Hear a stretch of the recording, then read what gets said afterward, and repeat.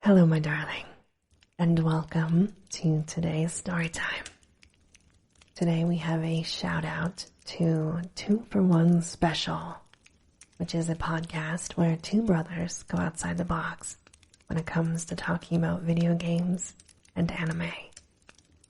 Not only will they have you thinking, but you can also enjoy some funny moments and some slow ones. Be sure to check them out for weekly episodes. That's 2 for 1 Special, anywhere you listen to podcasts. And now, on with our story time. The Frog Prince by the Brothers Grimm. One fine evening, a young princess put on her bonnet and clogs and went out to take a walk by herself in a wood.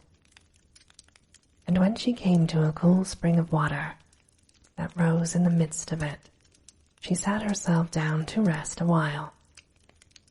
Now she had a golden ball in her hand, which was her favorite plaything, and she was always tossing it up into the air and catching it again as it fell. After a time, she threw it up so high that she missed catching it as it fell, and the ball bounded away and rolled upon the ground, till at last it fell down into the spring. The princess looked into the spring after her ball, but it was so very deep, so deep that she could not see the bottom of it. Then she began to bewail her loss and said, "Alas, if I could only get my ball again, I would give all my fine clothes and jewels and everything that I have in the world."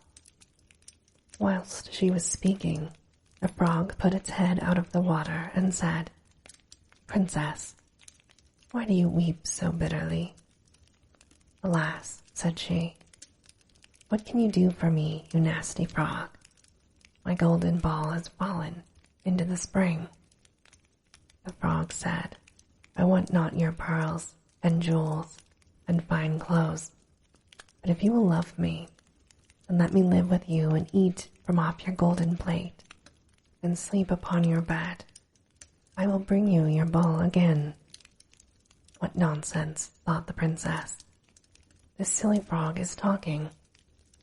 He can never even get out of the spring to visit me, though he may be able to get my ball for me, and therefore I will tell him he shall have what he asks." So she said to the frog, "Well, if you will bring me my ball, I will do as you ask." Then the frog put his head down and dived deep under the water, and after a little while he came up again with a ball in his mouth and threw it on the edge of the spring. As soon as the young princess saw her ball, she ran to pick it up, and she was so overjoyed to have it in her hand again that she never thought of the frog, but ran home with it as fast as she could. The frog called after her, "Stay, princess, and take me with you as you said." But she did not stop to hear a word. The next day, just as the princess had sat down to dinner, she heard a strange noise. Tap, tap, splash, splash, as if something was coming up the marble staircase. And soon afterwards, there was a gentle knock at the door, and a little voice cried out and said, "Open the door, my princess dear. Open the door to thy true love here, and mind the words that thou and I said by the fountain cool in the greenwood shade." Then the princess ran to the door and opened it, and there she saw the frog, whom she had quite forgotten. At this sight she was sadly frightened, and shutting the door as fast as she could, came back to her seat. The king, her father, seeing that something had frightened her, asked her what was the matter. "There is a nasty frog," said she, "at the door. It lifted my ball for me out of the spring this morning." I told him, that he should live with me here, thinking that he could never get out of the spring. But there he is at the door, and he wants to come in. While she was speaking, the frog knocked again at the door and said, "Open the door, my princess dear. Open the door to thy true love here, and mind the words that thou and I said, by the fountain cool, in the greenwood shade." Then the king said to the young princess, "As you have given your word, you must keep it. So go, and let him in." She did so, and the frog hopped into the room and then straight on. Tap, tap, splash, splash, from the bottom of the room to the top, till he came up close to the table where the princess sat. "Pray, lift me upon chair," said he to the princess, "and let me sit next to you." As soon as she had done this, the frog said, "Put your plate nearer to me, that I may eat out of it." This she did, and when he had eaten as much as he could, he said, "Now I am tired. Carry me upstairs, and put me into your bed." And the princess, though very unwilling, took him up in her hand, and put him upon the pillow of her own bed, where she slept all night long. As soon as it was light, he jumped up, hopped downstairs, and went out of the house.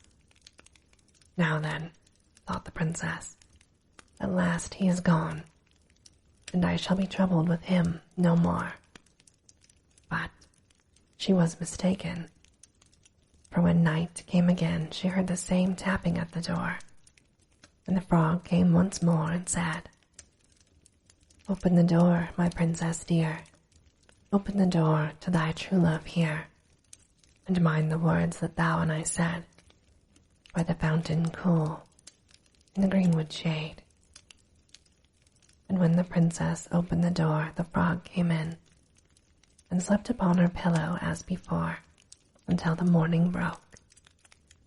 And the third night he did the same.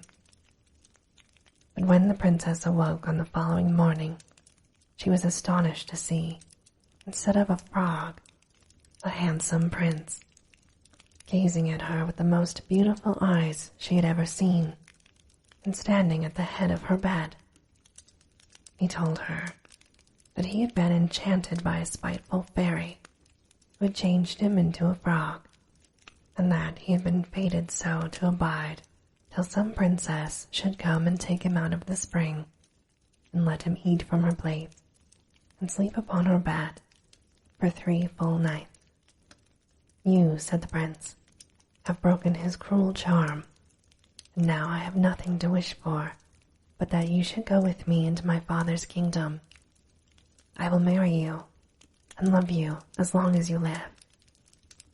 The young princess, you may be sure, was not long in saying yes to all of this, and as they spoke, a handsome coach drove up, with 8 beautiful horses, decked with plumes of feathers and a golden harness, and behind the coach rode the prince's servant, faithful Heinrich, who had bewailed the misfortunes of his dear master during his enchantment so long and so bitterly that his heart had well nigh burst. They then took leave of the king and got into the coach with 8 horses and set all out, full of joy and merriment.